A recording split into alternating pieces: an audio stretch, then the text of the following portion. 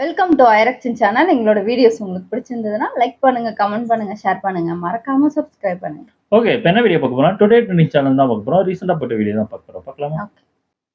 அரசியல்வாதிகள், தொழிலதிபர்கள், காவல்துறையினர் இவங்களா 15க்கும் மேற்பட்டோரை ஏமாற்றிய பெண் 15ஆ? புகார்கள்.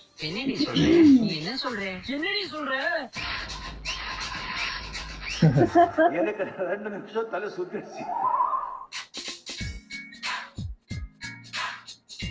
இந்த வீடியோ ஃபுல்லா அவங்கள தான் வருவாங்க. லைக் பண்ணுங்க, ஷேர் இதான் இந்த ரஷ்ய பையன். அதுவும் சப்ஸ்கிரைப் பண்ணுங்க. பரவாயில்ல, பேசுறாங்க. Press the bell icon. Tiruppur மாவட்டம் தாராபுரத்தைச் சேர்ந்த 29 வயதான இளைஞர் மகேஷ் அரவிந்த். இவர் தாராபுரம் உடுமலை சாலையில் பேக்கரி மற்றும் கால்நடை விற்பனை செய்யும் நிறுவனம் ஒன்றை நடத்தி வருகிறார்.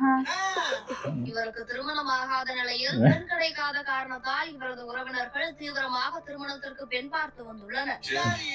இந்நிலையில் கடந்த சில மாதங்களுக்கு முன்பு அண்டை என்ற இணையதள செயலி மூலம் கொடுமுடியைச் சேர்ந்த சத்யா என்பவர் அறிமுகமாகியுள்ளார்.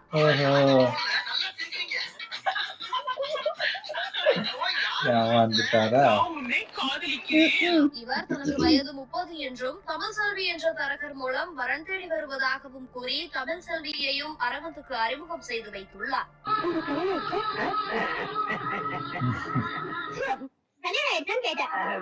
என்னங்க வெட்டப்படுற பார்த்தாவே தெரியும் அவங்களுக்கு.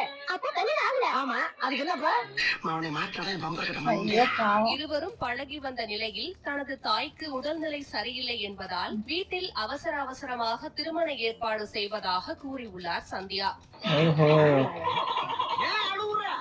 தாய்க்கு உடல்நிலை சரியில்லை. சத்யா மீது காதல் கொண்ட அரவிந்தும் இதனை கேட்டதும் தான் சத்யா வீட்டில் வந்து பேசி அவரை திருமணம் செய்து கொள்வதாக கூறியுள்ளார். நம்ம கல்யாணத்துக்கு எங்க அம்மா அப்பா ஒத்துக்கிற மாதிரி இல்ல. இதற்கு மறுப்பு தெரிவித்த சத்யா, வீட்டிற்கு தெரிந்தால் பிரச்சனையாகும் என கூறி தான் வீட்டை விட்டு வந்து அரவிந்தை திருமணம் செய்து கொள்வதாக கூறியுள்ளார். ரஜினி சார், நீங்க வரீங்களா? நீங்க இங்க வந்தா கூட்டம் கூடிரும். நான் வர்றேன். இதையடுத்து மகேஷ் அரவிந்துக்கும் சந்தியாவுக்கும் கடந்த ஜூன் மாதம் பழனி அருகே உள்ள ஒரு கோவிலில் சிம்பிளாக திருமணம் நடைபெற்றுள்ளது. கோயில்ல அந்த இதெல்லாம் கேட்க மாட்டாங்களா?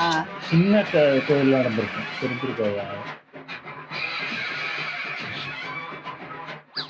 இந்த திருமணத்தை மகேஷ் அரவிந்தின் பெற்றோரும் ஏற்றுக்கொண்டதுடன் 12 பவுன் நகையையும் சந்தியாவுக்கு வாங்கி கொடுத்துள்ளனர்.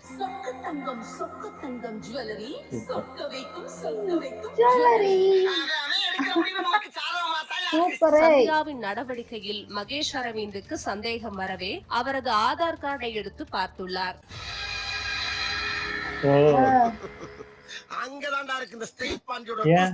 அதில் கணவர் பெயர் இருக்கும் இடத்தில் சென்னையை சேர்ந்த வேறு ஒருவரின் பெயர் இருந்ததும் வயது அதிகமாக இருப்பதும் தெரிய வந்துள்ளது.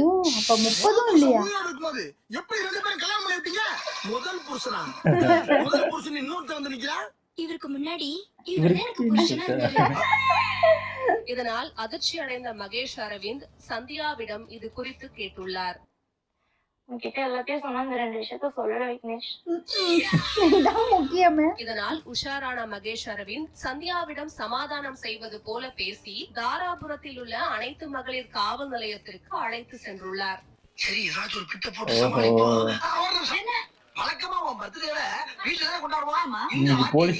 தாராபுரத்தில் அங்கு விசாரணை சென்று கொண்டிருக்கும் போதே சந்தியா அங்கிருந்து தப்பி உள்ளார். வழக்கு பதிவு செய்த போலீசார் சத்யா மற்றும் அவரது கூட்டாளிகள் குறித்து விசாரணை மேற்கொண்டுள்ளனர். இதில் பல திடுக்கிடும் தகவல்கள் தெரிய வந்துள்ளது. கொடுமுடிக்கு சென்று சத்யா பற்றி விசாரிக்கும் போது ஏற்கனவே சத்யா பல ஆண்களை திருமணம் செய்து கொண்டு மோசடியில் ஈடுபட்டு வந்துள்ளது வெளிச்சத்திற்கு வந்துள்ளது.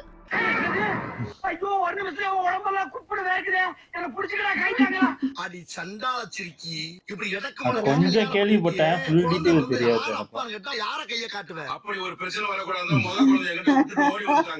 சந்தியாவுக்கு கடந்த 10 ஆண்டுகளுக்கு முன்பே சென்னையை சேர்ந்த ஒருவருடன் திருமணம் முடிந்ததும் இருப்பதும் அதன் மூலம் ஒரு குழந்தை இருப்பதும் தெரிய குழந்தை வந்துள்ளது. இருக்கா?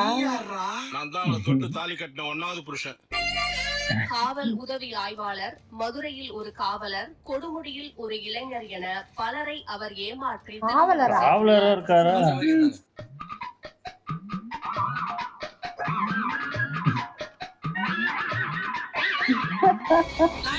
This matter is getting very serious. இதுல இருக்கிற நேம் லிஸ்டையும் நமக்கு கிடைச்ச சென்சஸ் லிஸ்டையும் வச்சு வெரிஃபை பண்ணுங்க. சத்யா கடந்த 10 ஆண்டுகளுக்கு முன்பே சென்னையைச் சேர்ந்த அருண் என்பவரை காதலித்து திருமணம் செய்து கொண்டு ஏமாற்றியதும், என்ன நம்ப வச்சு ஐயோப்பா.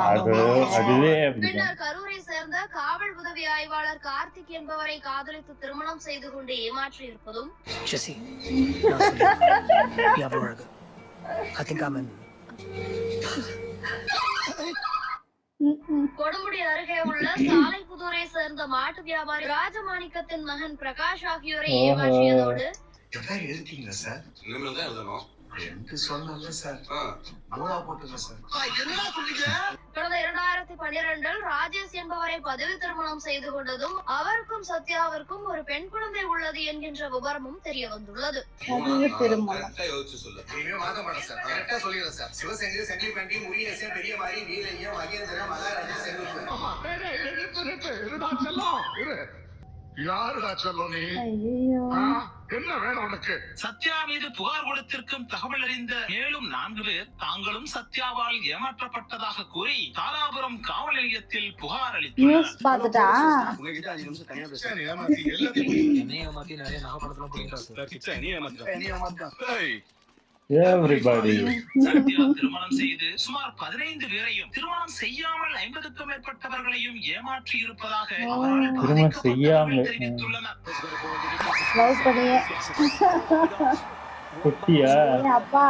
குட்டி எடுத்திருக்கேன். சத்யாவின் ஏமாற்று வேளையில் மாடு மேய்ப்பவர், காவல் உதவி ஆய்வாளர், தொழிலதிபர், சர்வேயர், அரசியல்வாதி என ஒருத்தரையும் அப்படியா?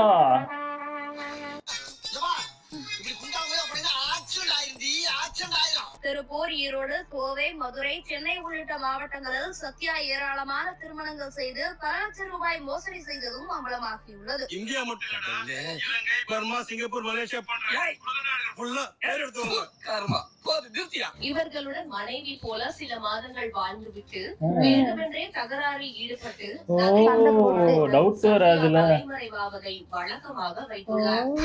உடனே இதானாதான் பிரச்சனையாகும். சண்டை போட்டு ஒத்து வரல அப்படின்னு திருமணமாகாத 40 வயதை கடந்த ஆண்களை குறிவைத்து சந்தியா மோசடியில் ஈடுபட்டு வந்துள்ளார். அப்ப கண்டிப்பா உழதான் செய்வாங்க. ஆமா, வேற வழி கிடையாது. இதே போன்று பலரிடம் லட்சக்கணக்கில் பணத்தை பறித்துள்ளார் சந்தியா. பணம் சம்பாதிக்கணும்னு நினைக்கிறவனுக்கு இது ஒரு அற்புதமான தொழில். அப்படி நம்பினதுனாலதான் நான் இங்க நிக்கிறேன். என்னோட BMW கார் வெளியில நிக்குது. சந்தியாவை பிடித்த தாராபுரம் அனைத்து போலீசார் அவரிடம் தொடர்ந்து விசாரணை நடத்தி வருகின்றனர். விசாரணைக்கு பிறகே முழு விவரமும் தெரிய வரும்.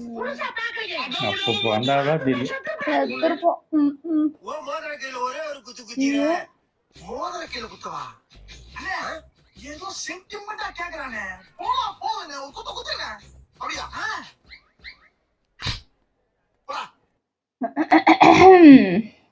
அதான் நான் பார்த்தேன் அந்த நியூஸ், டீட்டெயிலா பார்க்கல. இது என்னன்னு நான் உங்ககிட்ட வேற சொல்லிட்டு இருந்தேன். இந்த லேடிய பார்த்தா நான் இருக்கான்னு. யாரு அப்படின்னு கேட்டாங்க. உங்களுக்கு தெரியல. அதுக்கப்புறம் தான் இந்த வீடியோ பார்த்ததுக்கப்புறம் தான் உங்களுக்கு தெரிஞ்சிருக்கு. எப்படி முடியும்? எனக்கு ஒண்ணுமே புரியலையே. அதான் அவங்க நல்லா பிளான் பண்ணி, எனக்கு தெரிஞ்சு இவங்க தனியா தான் பண்றாங்களா, இவங்களுக்கு பின்னாடி ஒரு 2 கும்பல் இருக்கான்னு தான் தெரியல. ஆமா, தனியா வாய்ப்புக்கு ரொம்ப கம்மி எனக்கு தெரிஞ்சு. யாராவது ஹெல்ப் அதாவது 2-3 பேர் யாராவது இருந்திருப்பாங்க கண்டிப்பா. ஏன்னா ஏஜும் அதிகம்ன்றாங்க, 30 வயசு. ஆமா ஆமா. அதுவும் இல்லாம இது போலீஸ்ல இருக்கவங்களையும் இது பண்ணிருக்காங்க, பொலிட்டிக்கல்ல இருக்கிறவங்களையும் இது பண்ணிருக்காங்க. ஆனா அது யாருன்னு தெரியவே இல்லை. அது யாருன்னு தெரியல. போலீஸ் கிட்ட போய் நம்ம கம்ப்ளைண்ட் கொடுப்போம். இந்த மாதிரி ஏமாத்து போலீஸே ஏமாந்துருந்தா அவங்க தெளிவா என்ன பண்றாங்கன்னா, அவங்க உடனே கல்யாணம் பண்ண உடனே சண்டை போட்டோ இல்ல டக்குன்னு நகையை எடுத்துட்டு வந்தாங்கன்னா அது உடனே கேஸ் கொடுத்துருவாங்க. ஒரு 4 மாசம் 5 மாசம் கூட இருக்காங்க. இருந்துட்டு ஏதாவது ஒரு சண்டையை ஏதோ கிரியேட் பண்ணி சண்டை போட வச்சு, அப்ப எரிச்சலாயிருல ஏன்டா இவ்வளவு போய் கல்யாணம் பண்ணோன்னு. அப்ப அவங்களும் சண்டை போடுவாங்க, மாத்தி மாத்தி அடிச்சுப்பாங்க. அதுல இவங்க விட்டுட்டு போற மாதிரி போயிருவாங்க போல இருக்கு. நகையும் எடுத்துட்டு போயிடுவாங்களா? அதான் நினைக்கிறேன். அந்த இதாகி எடுத்துடுறாங்க போல இருக்கு. ஐயோ எப்பாடி, கல்யாணம் ஆகலன்னு ஃபீல் பண்ணாதீங்கப்பா. இந்த மாதிரி ஏமாந்து போறதுக்கு அது கல்யாணம் பண்ணாமே உட்காந்துக்கலாம். ஐயோ, சரி நல்லா ஆனா விசாரிச்சு இது இது மாட்டின கேஸ், இன்னும் மாட்டாத கேஸ் எத்தனை பேர் இருக்காங்களோ. ஃபேமிலியில வீட்டுல சொல்லிதான் கல்யாணம் பண்றாங்க. அவ்வளவு என்ன 12 பவுனா எவ்வளவு போட்டு. இன்னொன்னு ஒரு நியூஸ் பார்த்தோமே, அவரோட ஹஸ்பண்டே அவங்க ஒய்ஃப் வச்சு 2-3 பேர் கல்யாணம் பண்ணி காசு அடிச்சுக்கிட்டு இருக்காங்க. அந்த மாதிரி பண்ணாங்கப்பா. எப்படிதான் உங்களால முடியுதோ? பொண்ணுக்கு குழந்தை வேற இருக்கு அவங்க. இல்ல அதான் ஃபர்ஸ்ட் கல்யாணம் பண்ணி ஒரு குழந்தை இருந்து, அதுக்கப்புறம் ஒரு 4வது கல்யாணம் பண்ணி அதுக்கு திரும்பி ஒரு குழந்தை பிறந்து, என்ன ஒருவேளை விட்டுறலாம்னு நினைச்சிட்டாங்களா? அந்த டைம்ல விட்டுறலாம்னு நினைச்சு அதுக்கப்புறம் குழந்தைலாம் பிறந்திருக்கு. அதான் இந்த 4வது கல்யாணம் பண்ணும்போது குழந்தை பிறந்து அதுக்கப்புறம் விட்டுறலாம்னு நினைச்சு அதுக்கப்புறம் என்ன ஆச்சுன்னு தெரியல. அந்த குழந்தைலாம் என்ன ஆச்சு, விட்டுட்டாங்க. யாரு பாத்துப்பா? இல்ல வீட்டை விட்டு நம்ம எங்கேயாவது வெளில போனாலே என்ன ஏதுன்னு போன் பண்ணி கேட்பாங்க, இன்னும் வரலையான்னு. இவங்களும் கண்டுக்கவே மாட்டாங்களா? அவங்க அதான் என்ன நடந்துச்சுன்னு அது டீட்டெயில் தெரியல நம்மளுக்கு. அவங்களுக்கு ஹஸ்பண்ட் இல்ல ஹஸ்பண்டுகள் கண்டுக்கவே மாட்டாங்க போல இருக்கு. அது கல்யாணம் ஆனவங்க, கல்யாணம் ஆவாதவங்க 50 பேருக்கு மேல இருப்பாங்க போல இருக்கு. அதான் 50 அடிச்சிருக்காங்க. இதெல்லாம் எதுக்கு? காசுக்கு நடத்துங்க. அதான் இருந்துச்சு. ஓகே, எங்க வீடியோஸ் உங்களுக்கு பிடிச்சிருந்தா லைக் பண்ணுங்க, ஷேர் பண்ணுங்க, கமெண்ட் பண்ணுங்க, மறக்காம சப்ஸ்கிரைப் பண்ணுங்க. எல்லாருக்கும்